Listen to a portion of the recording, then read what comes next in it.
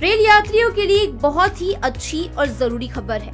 Corona महामारी के समय वरिष्ठ नागरिकों को टिकट में मिलने वाली रियायतें खत्म कर दी गई थी, जिसके शुरू होने का इंतजार है। लेकिन इस बीच सूत्रों से बड़ी जानकारी सामने आई है कि रेल यात्रा करने वालों को एक बार फिर छूट मिल सकती है।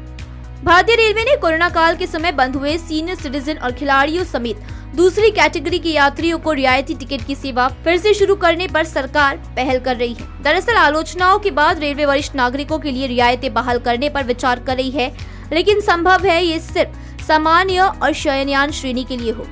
सूत्रों से मिली जानकारी के मुताबिक सरकार इसके नियम और शर्त जैसे आयु मानदंड में बदलाव कर सकती है।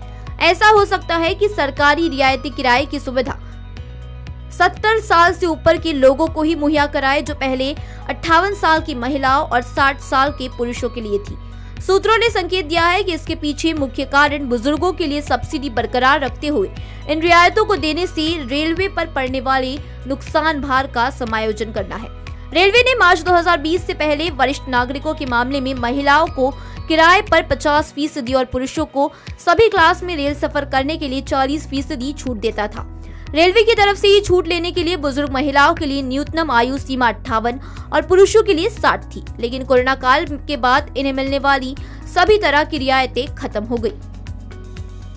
रेलवे जिस एक और प्रावधान पर विचार कर रहा है वो है रियायतों को केवल गैर एसी श्रेणी की यात्रा तक सीमित कर रेलवे एक अन्य विकल्प पर भी विचार कर रहा है। वो ये है कि सभी ट्रेनों में प्रीमियम तत्काल योजना शुरू करने की। इससे उच्च राजस्व उत्पन्न करने में मदद मिलेगी। ये योजना फिलहाल करीब 80 ट्रेनों में लागू है।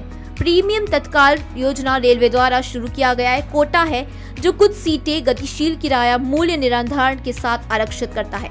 दरअसल वरिष्ठ नागरिकों को रियायतें देने के पीछे बड़ी वजह थी कि ज्यादातर बुजुर्गों के पास सोर्स ऑफ इनकम की कमी होती है।